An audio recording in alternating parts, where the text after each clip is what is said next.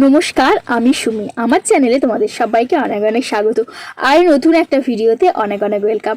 তোমাদেরকে এর আগে আমি একটা ভিডিওতে জানিয়েছিলাম যে আমি লাখ টাকার লক্ষ্মী লাভে অডিশন দিয়েছিলাম এবং সেই অডিশনে আমি সিলেক্ট হয়েছি।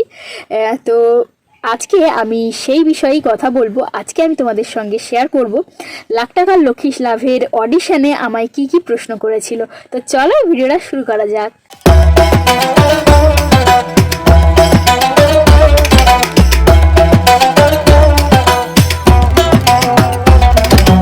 আমি লাখ টাকার লক্ষ্মী লাভ দেখা শুরু করেছিলাম যবে থেকে লাখ টাকার লক্ষ্মী লাভ শুরু হয়েছিল তার ঠিক দুদিন পরে, মানে লাখ টাকার লক্ষ্মী লাভ শুরু হয়েছিল 2024 সালের ডিসেম্বর মাস থেকে। তো আমি লাখ টাকার লক্ষ্মী লাভ দেখা শুরু করেছিলাম ডিসেম্বর মাসের 2024-এর ডিসেম্বরের 3 তারিখ থেকে।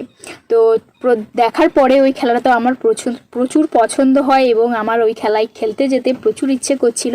তারপরে অনেকভাবে চেষ্টা করেছি, সেটা তোমাদেরকে এর আগের ভিডিওতে আমি জানিয়েছি। তবে এই ভিডিওতে জানাবো এই লাখ টাকার লক্ষ্মী লাভে আমায় কি কি প্রশ্ন করেছিল।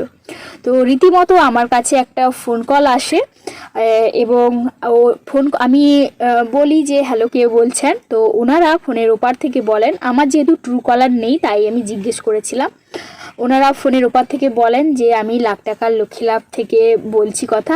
আমি বলছি হ্যাঁ বলুন। তো ওনারা বলেন আপনার নাম কি? আমি বলি আমার নাম সুপ্রিয়া প্রধান। বলে আপনার বাড়ি, আপনার ঠিকানা, আপনার সম্পর্কে একটু কিছু বলুন। আমি বললাম যে আমার বাড়ি পূর্ব মেদিনীপুর জেলার কাঁথিতে, এরকম করে আমার বাড়ি ঠিকানা সমস্ত কিছু বলি। তারপরে ওনারা জিজ্ঞেস করেন তুমি কি করো? তো আমি বললাম সেরকম আমি তো সেভাবে কিছুই করি না, আমি একজন হাউসওয়াইফ। সেই সঙ্গে আমার হাজব্যান্ডের ফিশারি বলতে চিংড়ি মাছের চাষ হয়। তো যখন আমাদের চিংড়ি মাছের চাষটা সারা বছর হয় না, 6 মাস হয়, আর 6 মাস আমাদের বন্ধ থাকে। তো ওই 6 মাস যখন আমাদের চাষ হয় তো আমাদের বাড়িতে সবাই মিলে আমাদের অনেকগুলো পয়েন্ট আছে। তো ওই পয়েন্টগুলোতে আমরা যে যার পয়েন্ট ভাগ করা আছে, কে কটা পয়েন্টে খাওয়ার দেবে বা মাছেদের দেখাশোনা করবে, সেরকম করে সবার পয়েন্ট ভাগ করা থাকে। এবার সবাই সবার পয়েন্টে খাবার চেক করা, যে যার পয়েন্ট সে তার মতো চালায়। তো সেরকম আমারও দুটো পয়েন্ট থাকে, সেইগুলোই আমি দেখভাল করি, মাছেদের খাবার দিই, মাছেদের ওষুধ খাওয়াই, দেখাশোনা করি, সমস্ত কিছুই করি। তো 6 মাস আমি হাউসওয়াইফ আর 6 মাস আমি একজন মাছ চাষি। তো এরকম আমি বললাম। তো তারপরে বলল তোমার হাজব্যান্ড কি করে? আমি বললাম সেমই আমার মতো আমার হাজব্যান্ডও মাছ চাষ করেন, আমাদের বাড়িতে মাছের চাষ হয়। তো বলছে ঠিক আছে। তারপরে সব থেকে মেন প্রশ্ন যে লাখ টাকার লক্ষ্মী লাভে 1 লাখ টাকা পেলে তুমি কি করবে? এই প্রশ্নের উত্তরটা জানতে চাও তাহলে লাখ টাকার লক্ষ্মী লাভ এপিসোডটা তোমাদের দেখতেই হবে। ইউটিউবে দেয়া আছে, ইউটিউবের শান বাংলা চ্যানেলে 31শে মার্চের এপিসোড তোমরা দেখলে আমি যেদিন ওই খেলাটা খেলেছিলাম সেদিন ওই খেলাটা তোমরা দেখতে পাবে। তো যাই হোক, আমি বলেছিলাম, তারপরে বলেছিল, তো জিজ্ঞেস করেছিল তোমাদের লাভ ম্যারেজ না অ্যারেঞ্জ ম্যারেজ, তারপরে আমার বাবার বাড়ি কোথায়, আমার বাবা কি করেন, তারপরে এত দূরে আমি বললাম যে আমার শ্বশুর বাড়ি পূর্ব মেদিনীপুরে, বাবার বাড়ি দক্ষিণ 24 পরগনা জেলায়। তো ওনারা বললেন এত দূর থেকে তোমাদের যোগাযোগ কেমন হলো বা কিভাবে আলাপ, কিভাবে পরিচয়, সমস্ত কিছুই আমি ধীরে ধীরে ওনাদেরকে বললাম। প্রায় আমার থেকে ওনারা 45 মিনিট মতো আমার কাছ থেকে ওনারা অডিশন নিয়েছিলেন। 45 মিনিট মতো আমার সঙ্গে ওনারা ফোনে কথা বলছিলেন। আমি অডিশন দিতে কোনো জায়গায় যাইনি, আমি ফোন কলের মাধ্যমেই অডিশন দিয়েছিলাম। তো যেহেতু আমি খেলেছিলাম সিজন 2 এর গ্র্যান্ড ওপেনিংয়ে, তো একদম ফার্স্ট যে আমি অডিশন দেওয়ার চেষ্টা করেছিলাম সিজন 1-এ, কিন্তু আমি চান্স পেয়েছিলাম সিজন 2-এ, যেটা এখন চলছে। তো আমি সিজন 2-এ চান্স পেয়েছিলাম খেলার জন্য, কিন্তু আমি অডিশন দিয়েছিলাম সিজন 1-এ। আমার কথাবার্তা বা আমার অডিশনে যা যা প্রশ্ন করেছিল সমস্ত আমার উত্তর ওনাদের পছন্দ হয়েছিল। তো সেই কারণেই হয়তো ওনারা আমায় ফোন বলেছিল যে আমি সিলেক্ট হয়েছি, তবে সেদিনই আমায় বলেনি। তো তারপরে ওই দিনকার আমায় এই সব প্রশ্ন করার পরে ওনারা বলেছিলেন যে যদি আমরা তুমি যদি অডিশনে সিলেক্ট হও তাহলে আমরা তোমাকে আবার ফোন করব বলে ফোনটা কেটে দিয়েছিল। তো যাই হোক, হ্যাঁ আরও একটা কথা, ওনারা আমায় জিজ্ঞেস করেছিল তোমার কি কোনো বন্ধু বান্ধবী বা কেউ আছে চেনা পরিচিত, যেহেতু আমি বলেছিলাম আমার বাড়ি গঙ্গাসাগরে।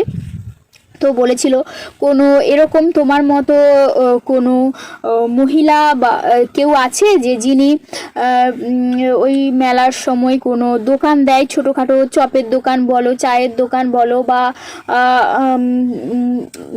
যে কোনো দোকান, ছোটোখাটো দোকান দিয়ে নিজের সংসারটা চালায়, এরকম কোনো জানা আছে তাহলে তুমি তার খবরও আমার দিতে পারো। তো সেরকম আমার কাছে কেউ জানাশোনা ছিল না, তো তাই আমি ওনাদেরকে বলি যে আমি সেরকম কারোর খবর তো আমি জানি না, যদি জানি অবশ্যই বলবো। তো আমার বলা হয়নি আর ওনাদেরকে। তো আমাকে এই প্রশ্নটাও ওনারা করেছিলেন, তো খুব ভালো লাগছিল, কারণ লাখ টাকার লক্ষ্মী লাভে দিদি নাম্বার ওয়ানে অনেকে যায়, অডিশন দেয়, অনেকে অনেক রকমের মন্তব্য করে যে আমরা অনেক দিন থেকে অডিশন দিচ্ছি কিন্তু এখনও কোনো সুযোগ আসেনি, খেলতে যাওয়ার কোনো খবর আসেনি। কিন্তু লাখ টাকার লক্ষ্মী লাভে এটা একটা খুব ভালো কাজ ওনারা করেন। ওনারা যারা তো অডিশন দেয় তাদেরকে তো ডাকেই, কিন্তু ওনারা নিজে থেকে খোঁজ চালায় অনেক গরিব দুঃখী, অনেকে যাদের টাকাটা সত্যিকারের প্রয়োজন আছে তাদেরকে ওনারা ডাকেন। এমনকি আমি যেদিন খেলতে গেছিলাম, আমরা তিনজন খেলা হচ্ছিল, তো তিনজনের আমরা দুজন অডিশন দিয়ে গেছিলাম, আর একজন যে আমাদের সঙ্গে খেলছিল ওনাকে কিন্তু ওনারা ডেকেছিলেন, ওনাকে ইনভাইট করে ডেকেছিলেন আমাদের সঙ্গে খেলার জন্য।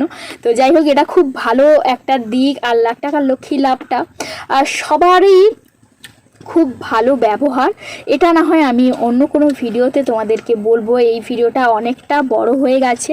তো যাই হোক, ধীরে ধীরে বলবো, এবং আমি কবে খেলতে গেছিলাম, ওখানকার পরিবেশ, খেলাধুলা, সমস্ত কিছুই ধীরে ধীরে তোমাদেরকে বলবো কোনো একটা ভিডিওতে। তো চলো আজকের মতো টাটা বাই, ভিডিওটা এখানেই শেষ করছি।